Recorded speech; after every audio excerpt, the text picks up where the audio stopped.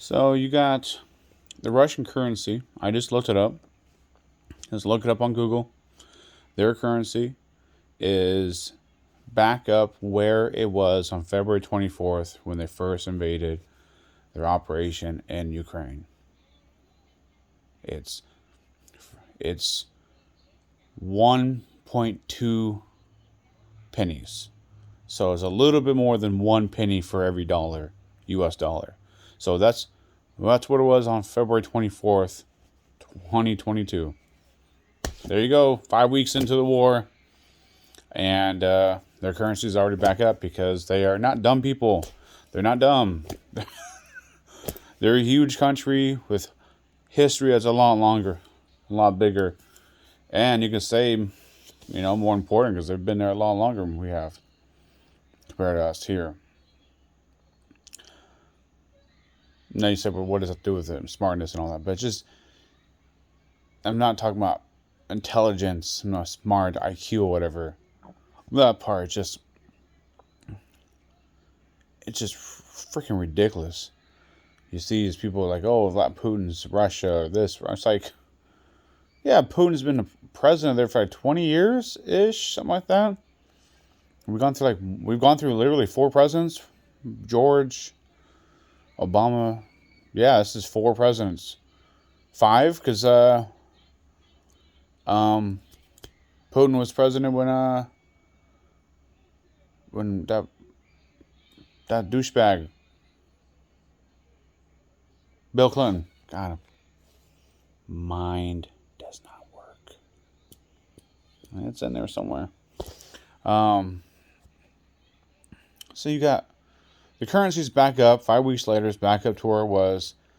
These sanctions are making Russia more insulated from economic attacks, because you can't, now it's going to be even harder in the future to sanction their currency because it's literally attached to something that's physical. Now, I'm not no expert, I'm not a communist, I'm not all the gold standard. I don't know all that. I just know that that's probably better for their currency because it's actually tied to something that's real, that's value, and all that. Like, the value can go up and down, that's sure. But instead of our value is based on the petrodollar and that oil. Now, that's same thing, right? You can touch it, you can feel it, and there's value to it. And oil is worth more than gold. That's why the US dollar is the number 1 in the world for now.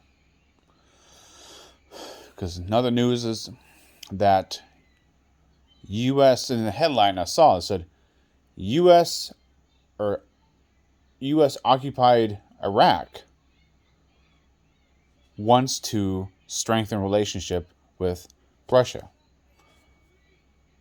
Iraq's government isn't really, it's not super independent. It's not like, oh, well, I can do everything, like we don't have any say. We still have troops there. Like, come on now. We as in U.S. government intelligence, rebuilt that government to their liking. Now, that only lasts so long because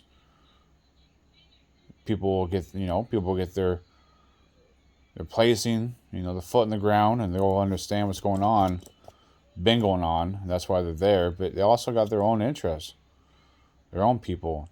And that's why U.S. supremacy and control is just bad. It's not good for anyone. You could say maybe it's good for us in America, but is it really worth it to be good for us and shitty for billions of people, if not at least hundreds of millions of people around the world?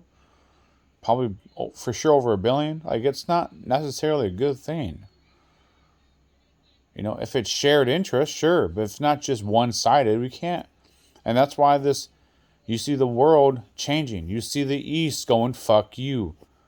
But they're not dropping bombs, they're not dropping sanctions. They're just go, okay, you showed your hand, we're going to show ours. And ours is going to be with Iraq, that's wanting to strengthen relationships with Russia and China. Iran with Russia and China. India with Russia and China.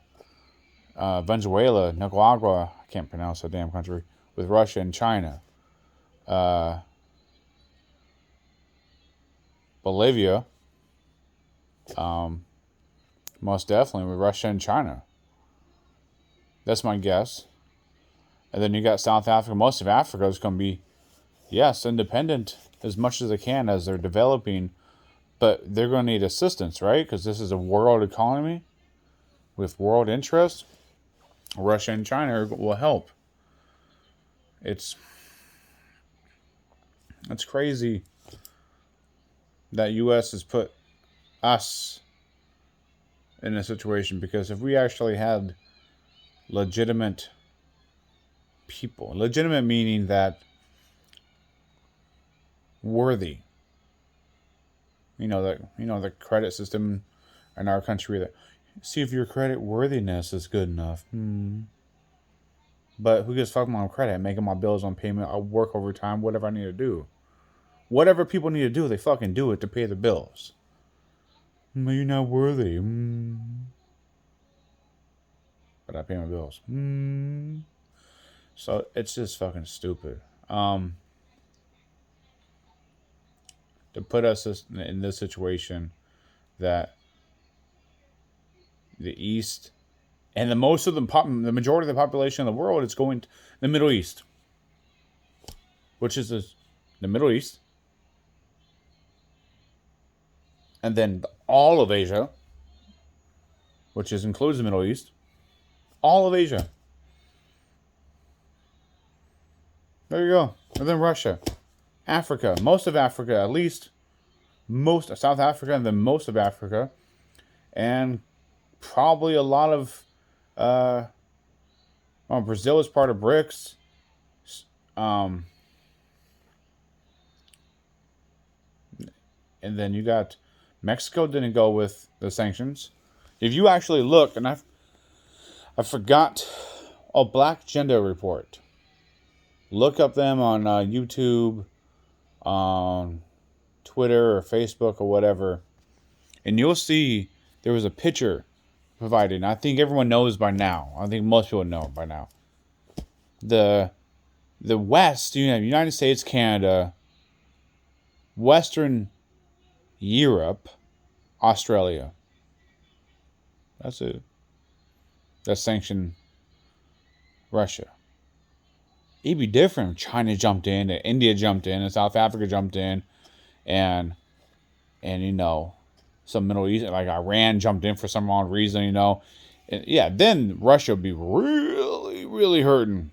Really, really hurt. Like no one to partner with them. They would have to find out a way to maneuver out of that. But it's not like that. Because people understand that there's two sides of the story, and it's not just what the West says. It's not just what the Pentagon and State Department says and tells us to say and tells us to think. There's a Russian side. And for all the wars the United States has started in my lifetime, I'm only 32, all the wars. Now, that's just a intervention or whatever. As soon as you see bombs dropping and bullets flying, I don't give a fuck what you think it is. Maybe it's not a huge war, but it's a battle. It's a part of a war. That's where we're so comfortable in this country. We're extremely comfortable. And we have our hardships. We all do. 100,000%. But we don't have bullets flying like it's, let's pick a country. Let's see. Anywhere in the Middle East. Ukraine right now. Yemen right now. Somalia. All these different countries in Africa or the Middle East or Ukraine. Any of these damn countries that the U.S. has plenty of fingerprints and blame and accountability for of where they're at. We got our gun violence in this country. We have plenty of it. But it's not a war. Like it's not a hot war, It's just sad. That's sad was people take that State Department, the Pentagon, narrative and they go with it. Then you have the news repeat it, and you have the journalists repeat it, and then you have, celebrities repeat it. I went on Indeed the other day looking for a different job, and they got their Indeed's slogan in blue and yellow for Ukraine. I went on another job. Another, what was it? Another application. I don't know what it was. And they had, they like sending $5. And I'm like, I already sent my money. Yeah, the federal government's really good at sending our money to around the world. We're already looking at $15 billion at least to Ukraine in like 5 weeks. Like, what the fuck? $15 billion? They can fix some shit here. No, not for us. For them. Not you. Shut up. You just gotta think about it. Think about it. And in France, Macron, he's a neoliberal Barack Obama type politician, right? Piece of shit. But he's smart enough to go like, he's he's actually thinking somewhat logical in this situation. He's still talking to Vladimir Putin, which he should be. People need to still be talking to him. He's the world leader of a big-ass country, a big-ass military, a lot of natural resources, the second biggest oil distributor in the world. So it would be smart to talk to him or treat him with respect, like China is. You can disagree, but I'm not throwing any shade on any other world leader because I got plenty of shade on my own president in my life that's done worse things than I can fucking think of any other world leader. You want to say, what about that world leader in that country over there? Sorry, is that country sanctioning other countries just fucking it's Tuesday afternoon? Is that country dropping bombs and droning people to death? Civilians? Is that country fucking stealing within the sanctions, stealing their fucking their treasury? Like freezing their money and stealing their money? Is that country fucking what was it called? Like the IMF, which is a predatory loan system, and they say, "You sure you want a loan?" Okay, and this happens a lot in Latin America, around the world, but Latin America, I've heard of it a lot. The IMF comes in, they loan money, and then they pretty much tell them, "Okay, here's all this money, billions and billions of dollars." Okay, but now with your public policy, you're going to have to austerity the shit out of people to the point that people start dying. Don't care. They want austerity. Austerity keeps that money on top. Pay back the loan. They just want the system to be, it's just an extension of U.S. power and Western power. And a major, more direct extension to, or connection, I should say, to Western corporations. Because those are the boys, well, that's not fair, Michael, and girls that are controlling what's really going on. This war in Ukraine is about natural resources, currency, and then you also have control of Ukraine. And then within the Ukraine, you have Nazis, legit Nazis. This neo-Nazi bullshit. Now you killing, and you're doing the shit those Azov battalion people doing the right sector is doing, and they're only about 6 to 9% of the population. Now there was a video. Heard a sound. A video. They're one of the leaders. I saw on social media, and he broke it down. Only like 6 to 9%, but they're very powerful because they just straight up, I will kill you. You don't have to be a big percentage population if you just have enough, and you're just very direct and very well do this, or your family is going to be dead. Yeah, so you pretty much get what you want.